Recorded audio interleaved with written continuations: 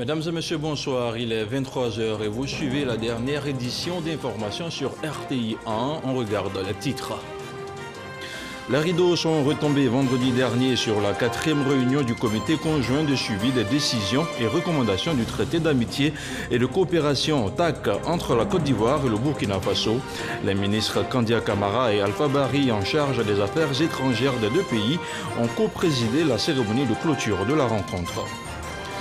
7 enfants qui avaient pour habitude de jouer dans la lagune Ébrié ont été pris au piège de la marée dimanche dernier. Auprès des parents, la ministre de la Solidarité et de la lutte contre la pauvreté est allée apporter la compassion du gouvernement. C'était lors du rituel du 7e jour à Marcory, à Lyodan. Et puis dans le département d'Abengourou, 3 villages producteurs de cacao vivent le calvaire de la route. Les populations et les producteurs de Ingrakon, Yinikro et Amiens-Kwassikro appellent les autorités à doter leur localité de voirie afin de pouvoir écouler leur production.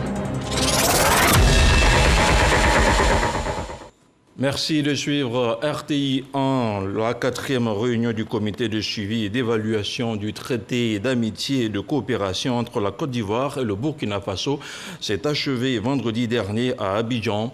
Pendant 48 heures, les experts ivoiriens et burkinabés ont échangé sur des questions de sécurité, d'économie, sans oublier les infrastructures et les relations internationales.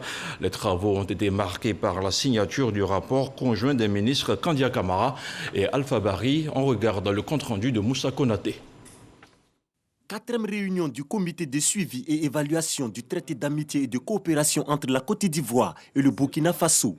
Après 2 jours de travaux, les experts ivoiriens et burkinabés sont arrivés à des conclusions, au nombre desquelles.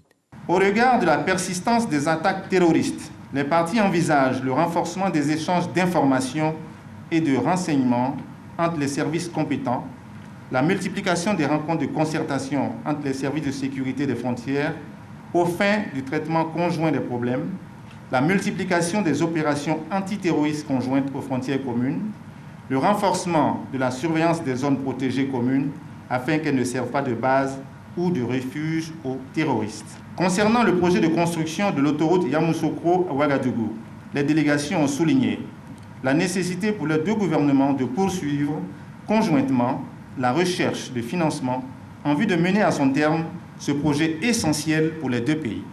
Des décisions et recommandations contenues dans un rapport signé par les ministres des Affaires étrangères des 2 pays. Il ressort des conclusions de cette 4e réunion que d'énormes progrès ont été enregistrés dans de nombreux secteurs et des résultats appréciables ont été obtenus. Cependant, de nombreux défis restent à relever. Ainsi, des recommandations pratiques ont été formulées pour guider nos actions futures afin de nous permettre de renforcer le niveau d'exécution des projets et programmes communs conclus dans le cadre du traité d'amitié et de coopération entre nos 2 pays. Me paraît-il opportun de saisir cette occasion pour lancer un appel appuyé à tous les acteurs de notre coopération afin que nous puissions fédérer davantage nos efforts pour relever les défis résiduels. Cela est d'autant plus nécessaire que le Burkina Faso et la Côte d'Ivoire sont liés par plus de 80 accords de coopération dont le taux de mise en œuvre reste encore assez faible. Les 2 délégations se disent également satisfaites des avancées dans la préparation de la 3e édition du Forum des hommes d'affaires ivoiriens et burkinabés.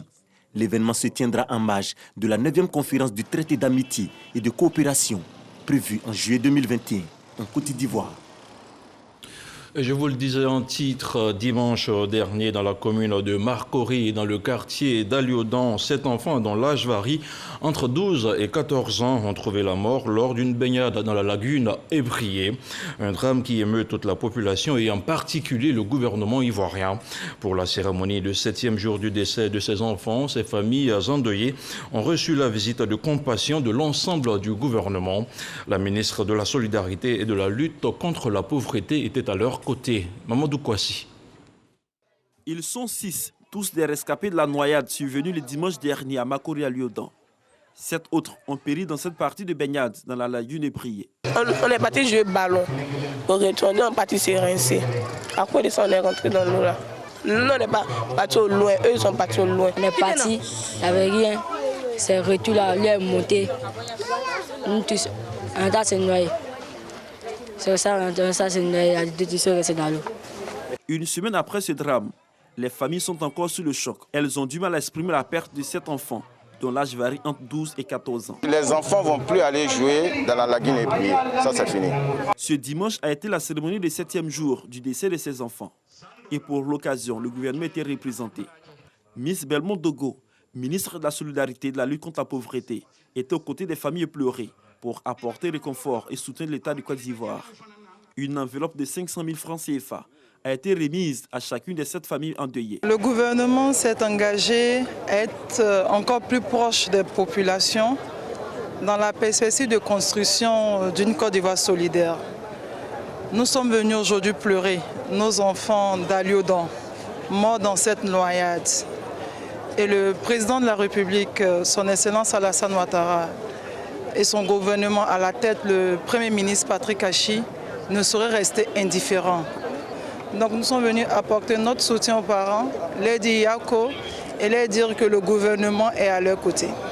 La ministre Miss Belmont Dogo a également saisi l'occasion pour sensibiliser les parents sur la montée des eaux en cette période pluvieuse. Après Marcouri, c'est le pavillon Les Grands Brûlés du CHU de Cocody qui accueille la ministre de la Solidarité et de la lutte contre la pauvreté.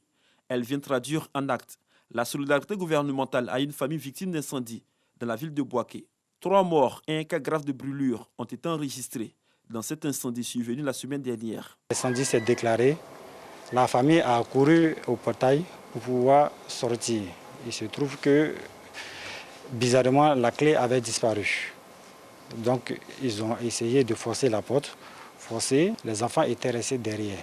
Miss Belmont Dogo a indiqué aux différentes familles visitées que son initiative s'inscrit dans la politique de la Côte d'Ivoire solidaire mise en place par le président de la République, Alassane Ouattara.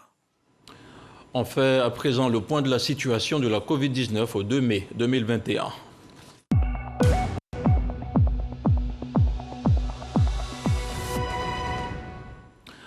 Le ministère de la Santé, de l'Hygiène publique et de la couverture maladie universelle a enregistré ce dimanche 2 mai 2021 36 nouveaux cas de Covid-19 sur 1852 échantillons prélevés, soit 1,9% de cas positifs, 62 guéris et 1 décès.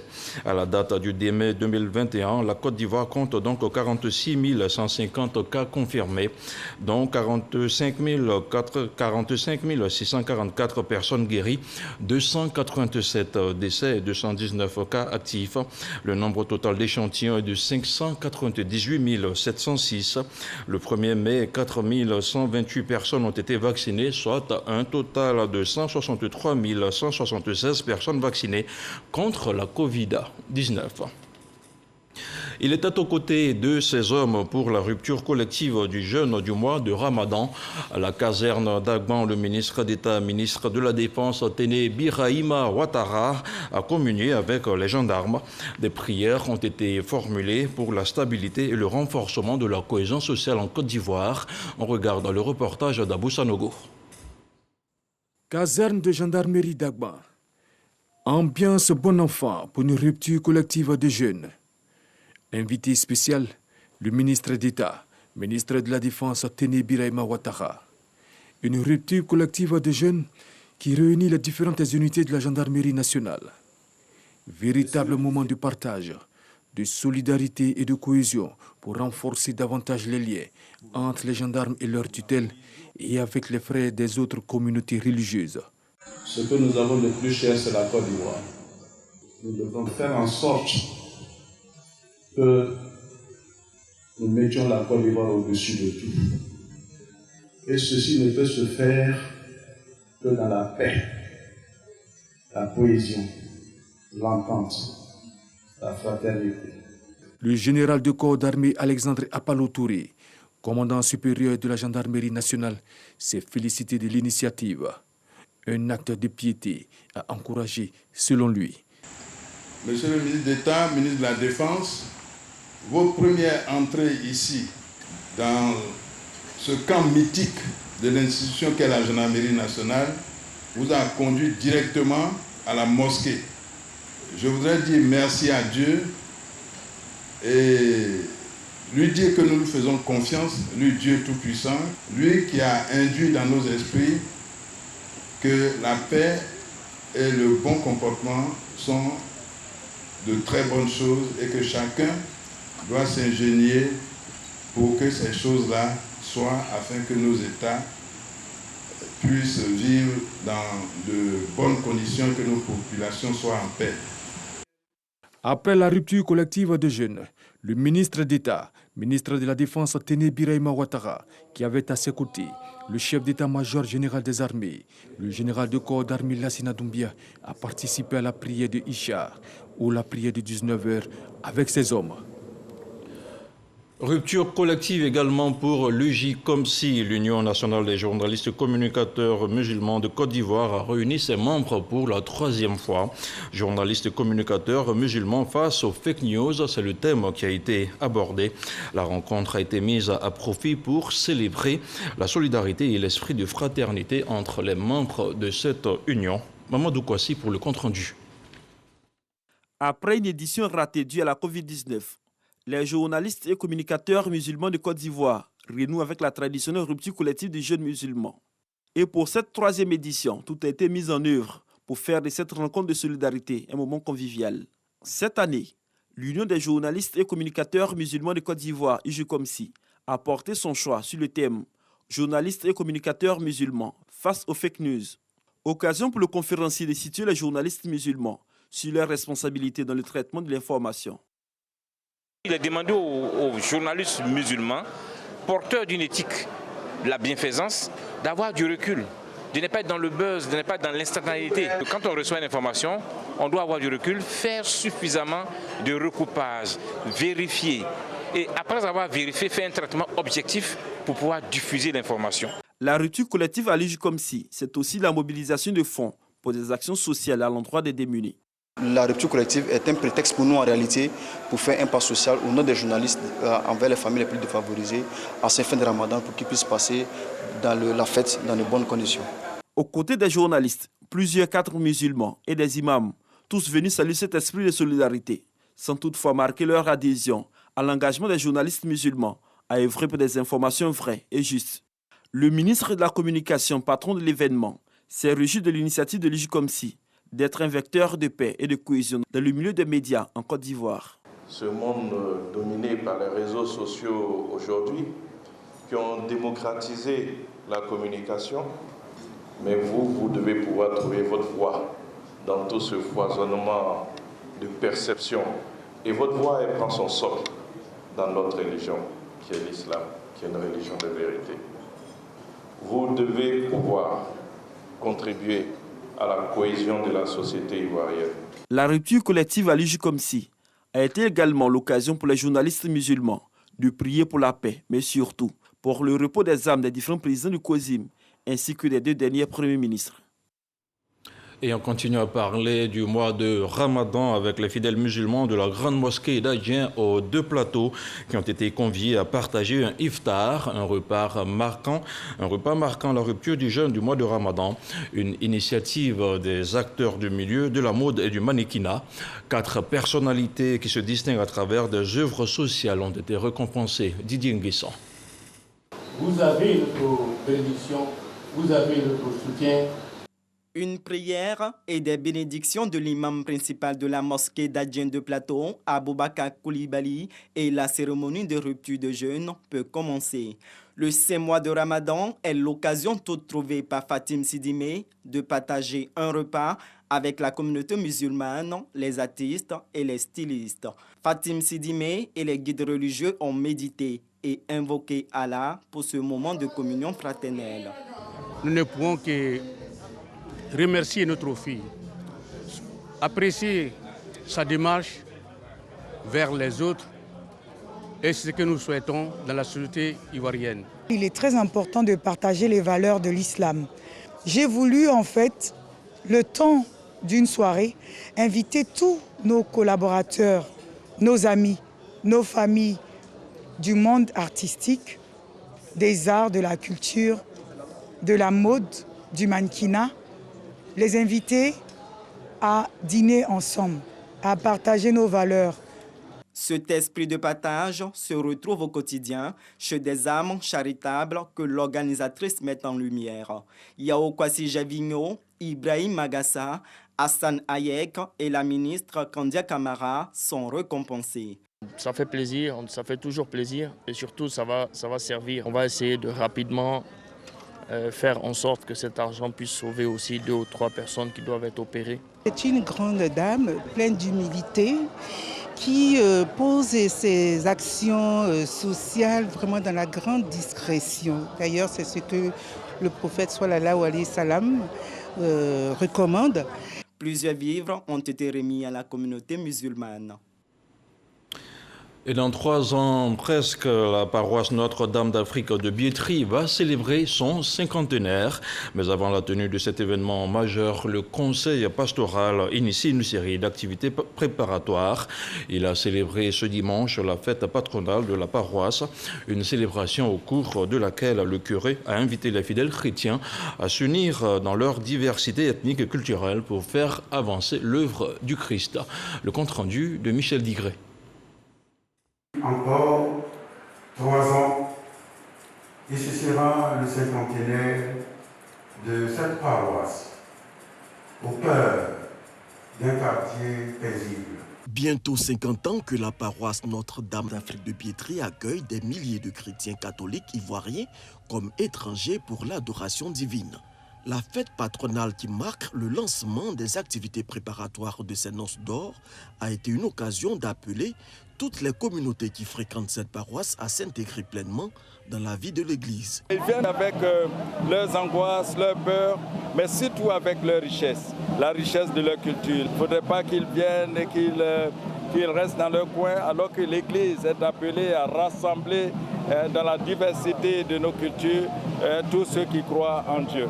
Aux côtés des paroissiens qui abordent cette marche vers le 50e, la ministre Anne-Désirée Oloto. Je suis venu partager ce grand moment de fraternité, de communion, grand moment d'espérance également, et naturellement soutenir les paroissiens de Notre-Dame d'Afrique. Cela m'a permis également de me ressourcer, donc au pied de la mère, la reine du ciel, notre maman à tous, pour reprendre des forces afin de continuer la noble mission que le Seigneur a bien voulu me confier auprès du président de la République. Le conseil pastoral entend rénover toutes les infrastructures de la paroisse, y compris la grotte, avant ce 50e qui aura lieu dans le mois marial de mai 2024. Et sur un tout autre plan, la Maison de la Presse d'Abidjan a procédé mercredi dernier au lancement officiel de ses activités au titre de l'année 2021. Il s'agira cette année de promouvoir le professionnalisme dans le traitement des informations. Cette année, le budget d'activité s'établit à plus de 100 millions de francs CFA. Ahmed Traoré, Astou Touré pour le commentaire. La grande conférence de rédaction, le café de l'actualité, la tribune diplomatique, le salon des médias, le magazine de la Maison de la Presse. 5 grands axes qui meubleront les activités de la Maison de la Presse cette année 2021. Objectif, promouvoir le professionnalisme dans le traitement des informations et des actions de développement. Le coût de réalisation de ce projet s'élève à 122 500 000 francs CFA. La Maison de la Presse fait partie des organes institutionnels de l'UNJCI. Et ce matin, vous avez assisté au lancement officiel de ces activités. Lancement officiel parce que cela ne veut pas dire que c'est maintenant qu'elle est en train de travailler. Parce qu'avant cela, elle travaille déjà. Elle a déjà organisé des activités telles que le café de l'actualité.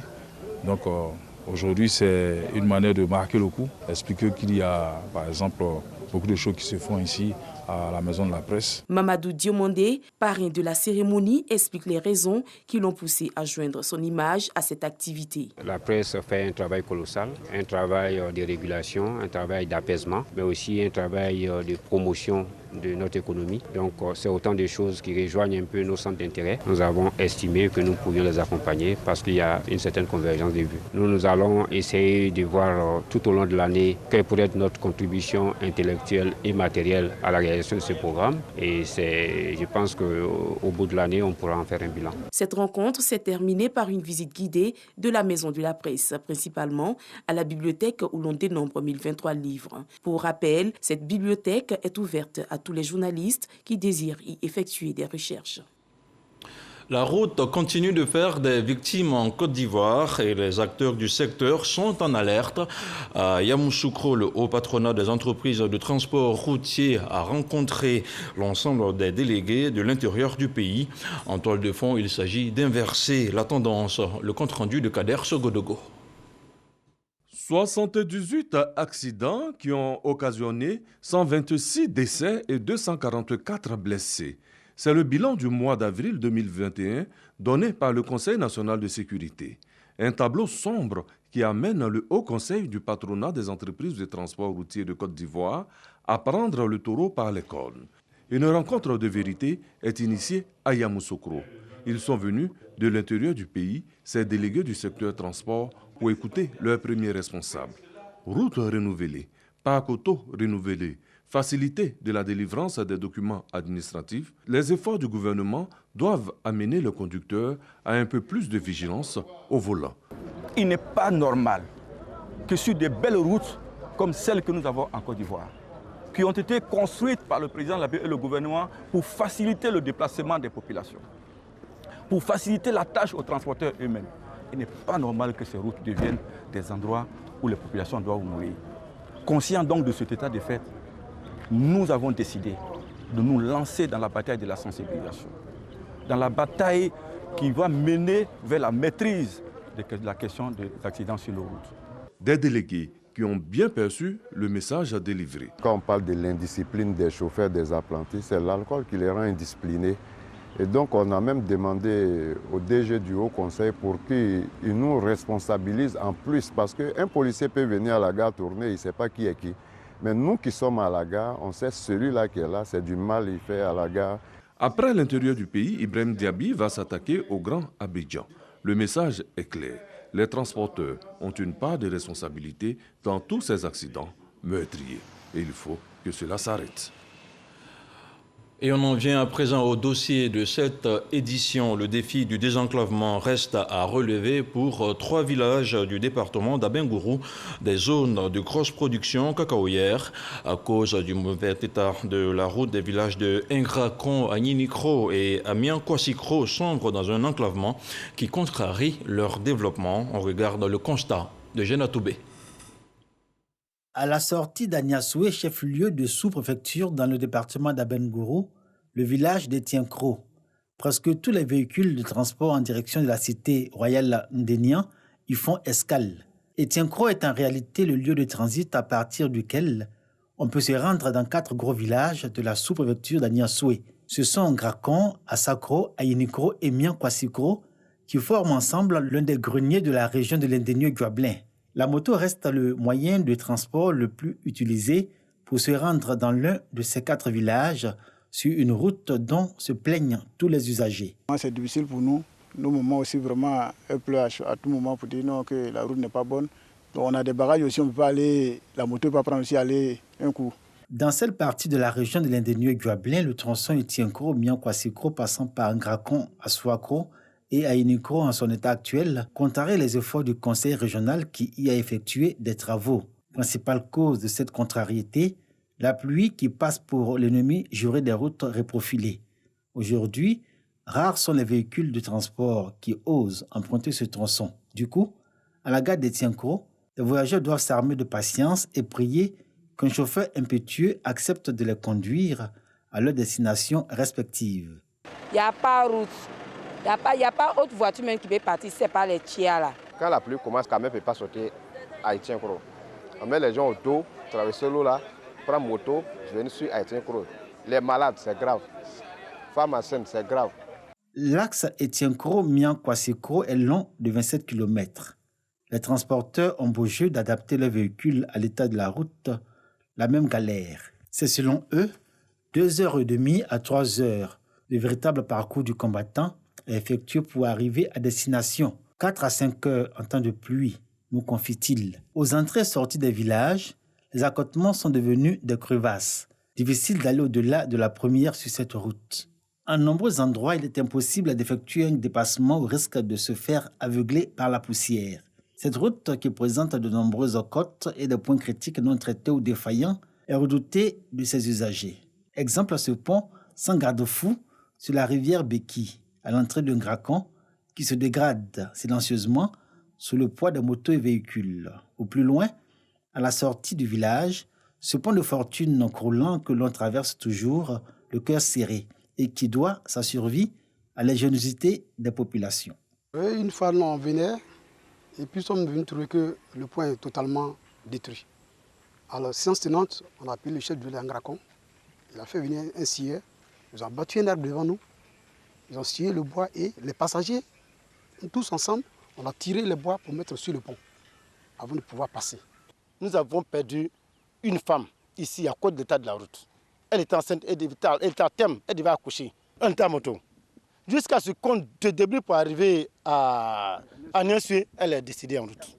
À Ngrakon, les populations sont encore marquées par ce drame. À toutes les visites des fils et cadres aux chefs de leurs villages respectifs, ces derniers ne cessent de rappeler les circonstances et les conditions dans lesquelles la route a fini par être objet de leurs larmes hier et aujourd'hui encore objet de leurs alarmes. Encore sous le choc, les anciens, les jeunes et les femmes s'accordent pour dire que les manques et les besoins ressassés dans leur village ne peuvent être comblés qu'avec la réhabilitation de la route. Ils entrevoient le désenclavement de leur village comme facteur de progrès et de développement. En cette période de sécheresse, nous n'avons pas d'eau parce que les pompes sont insuffisantes dans les villages. En plus, nous avons besoin que le village bénéficie de l'extension de l'électricité, d'une école et d'un centre de santé. Un groupe électrogène qui est déposé par le conseil régional. Grâce à lui, nous avons la lumière, les lampadaires dans le village, mais dans les cours, il n'y a pas de lumière. Nous avons appris qu'il y a un projet qui est venu, qui doit alimenter et électrifier tous les villages. Le chef de village et toute la notabilité d'Amiens Kwassikro entretiennent avec les fils, cadres et populations de ce village, d'environ 10 000 âmes, l'espoir de passer des lampes solaires et lampes à batterie aux ampoules électriques dans les habitations. La réhabilitation de la route jusqu'à Etienko reste le vœu le plus ardent de ce village. Les voisins Brekoum et Apoesso dans la sous-préfecture de Zaranou ont obtenu le reprofilage de la voie qui les relie, grâce au conseil Café Cacao, au bonheur des producteurs de ces deux localités. Pour les producteurs des localités de Ngrakon, Ainikro, Asakro et Miankwasiko en revanche, il faut encore gérer les mêmes problèmes liés au mauvais état des routes, le temps que durera cette campagne Café Cacao. Le conseil général et le conseil Café Cacao, ils n'ont qu'à passer à la voie Etienko à Miankwasiko. C'est dur et c'est plus que pénible. Et chaque année, ça s'empire. On est obligé de faire le grand tour, tout en passant par Benguru, à Poisson, avant de revenir à Sakro. On perd sur tous les plans. Ce que je peux dire à cette population, c'est que nous travaillons pour elle. Le temps que le gouvernement prenne des dispositions pour remettre cette voie en état. Voilà, on a besoin de ponts sur la rivière Beki et un pont qui soit bien fait. Et puis il y a encore un pont après Ngrakon qu'il faut aussi bien faire. Et si ces deux ponts-là sont faits, je pense que l'économie gagnera. Etienko, Ngrakon, Ainikro, Asokro et Amiens Kwassikro lancent un SOS pour le désenclavement. La voie vers le développement et le progrès. Si ces villages attendent avant tout l'intervention de l'État, ils font toutefois un clin d'œil au Conseil régional de l'Indonésie Dublin et au Conseil Café Cacao pour le poids qu'ils représentent à eux 5 en termes de production de café et de cacao dans cette région. C'est la commercialisation du café cacao avec pour corollaire la réduction drastique du pouvoir d'achat des producteurs dans cette partie de l'Indonésie Dublin qui fournit plus de 60% de la production régionale qui risque de prendre un terrible coup en cette campagne 2021, objet de toutes les attentions. Un dossier de Jeanne Toubé à revoir sur RTI 1, spécialiste technique sur les questions d'emploi vert et de transition juste vers la durabilité environnementale au Bureau international du travail. Bourima Faistal était ce dimanche l'invité du magazine de RTI 1. Avec Herman Guivet, il s'est penché sur le projet de l'action climatique pour l'emploi lancé le 22 avril dernier. À la question de savoir quel est le bénéfice de ce projet de la Côte d'Ivoire, voici sa réponse. Cette initiative elle est pertinente pour la Côte d'Ivoire en ce sens que la Côte d'Ivoire fait partie déjà des pays africains à l'instar du Ghana, du Sénégal qui ont déjà développé une stratégie nationale de promotion des emplois verts. Cette initiative, ça permettra à la Côte d'Ivoire d'aller aux prochaines étapes qui consisteraient à développer les capacités des experts nationaux sur ces questions d'analyse dont j'évoquais. Il était prévu, et dans le cadre de ce programme, il y a un projet spécifique qui s'appelle la dimension sociale de la transition écologique qui couvre la Côte d'Ivoire, le Sénégal et le Nigeria. Et dans le cadre de ce projet, une plateforme de formation sur cette expertise-là sera créée et hébergée ici en Côte d'Ivoire. C'est quelque chose qui n'existe pas en Afrique francophone. Effectivement, oui. Donc la Côte d'Ivoire va héberger cette plateforme qui permettrait non seulement aux experts ivoiriens, mais aussi aux experts de tous les autres pays francophones de venir se former sur ces questions d'analyse quantitative, de modélisation des impacts socio-économiques et des impacts en termes d'emploi de l'action climatique. Cette transition est une vraie opportunité pour la Côte d'Ivoire en termes de création d'emplois. Et on continue à parler d'environnement. Le 5 juin prochain, Abidjan va abriter la nuit de l'écologie africaine. Pour les acteurs du domaine, il sera question d'encourager les actions en matière de transition écologique et d'adaptation au changement climatique. Une conférence pour annoncer l'événement s'est déroulée à Abidjan. C'était au siège de l'UNESCO. Le compte-rendu de Michel Mambo. La nuit des awards de l'écologie africaine.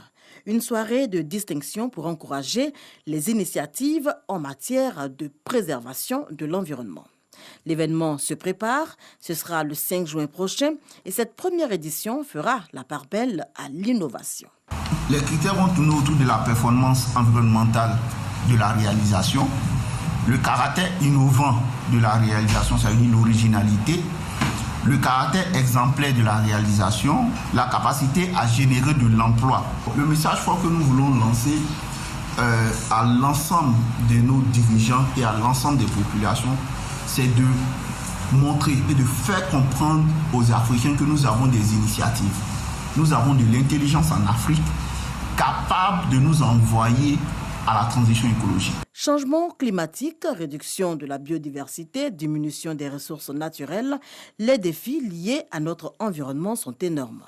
L'UNESCO salue donc l'initiative et l'institution entend accompagner cette action qui s'inscrit dans la dynamique de la transition écologique.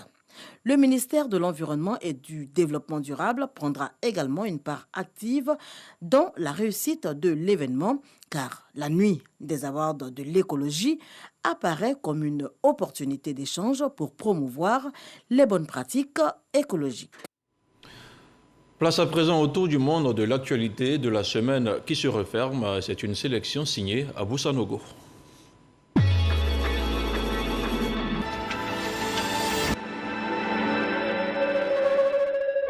Au Burkina Faso, 3 Européens ont été capturés et exécutés. Ils étaient portés disparus après une attaque lundi dans l'est du pays entre commandos armés et une patrouille anti-braconnage composée de militaires et de gardes forestiers burkinabés, de formateurs et de journalistes occidentaux.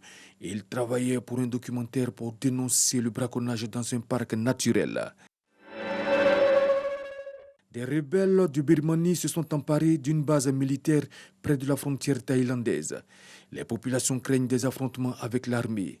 Depuis le putsch du 1er février qui a renversé Aung San Suu Kyi, les tensions entre les militaires et certains des nombreux groupes ethniques armés du pays se sont amplifiées. Les affrontements ont repris dans le nord Kanem entre les rebelles du Front pour l'alternance et la concorde au Tchad et l'armée qui a juré de les anéantir après la mort du président Idriss Déby Itno. Face à face, une colonne rebelle qui avait trouvé refuge au Niger contre des unités alors que l'armée tchadienne a envoyé de nombreux renforts. L'objectif de l'armée tchadienne est de prendre en tenaille les rebelles du FACT qui avaient fui au Niger voisin au plus fort des combats de la semaine dernière et qui ont été chassés par l'armée nigérienne de ce pays. 100 jours après son arrivée à la Maison-Blanche, Joe Biden a tracé son cap pour le meilleur et pour le pire. Réhabiliter l'État fédéral pour rattraper les retards accumulés par les États-Unis en matière d'infrastructure, de santé ou d'éducation. Restaurer, ce faisant, la classe moyenne, première bénéficiaire des milliards de dollars prévus par ces grands projets pour finalement refonder la confiance dans les vertus et mérites de la démocratie américaine à l'intérieur comme au-delà de ses frontières. Les 7 religieux catholiques enlevés en Haïti le 11 avril dernier ont été libérés. Ils sont en bonne santé selon l'Institut missionnaire dans un communiqué. 10 personnes au total avaient été kidnappées près du Port-au-Prince alors qu'elles se rendaient à l'installation d'un nouveau curé. Les ravisseurs réclamaient $1 million de rançon. Le communiqué de l'Institut missionnaire ne précise pas si la rançon avait été versée. Son discours était attendu de pied ferme.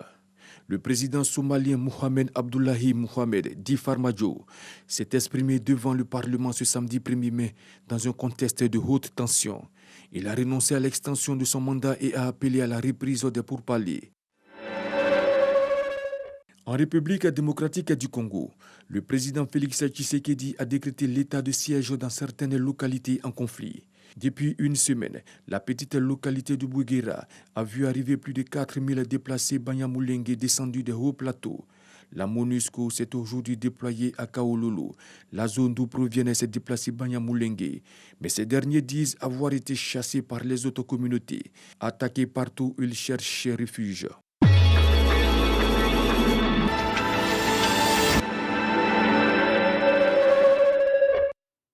Avant de vous dire au revoir et à titre de rappel, demain lundi 3 mai marque la journée mondiale de la liberté de la presse. À la RTI, c'est le stade de la haute fréquence qui accueillera l'événement. L'information comme bien public, c'est le thème général de l'édition 2021. Et ce journal est terminé. Merci à vous tous de l'avoir suivi. Je vous souhaite une excellente soirée sur RTI 1.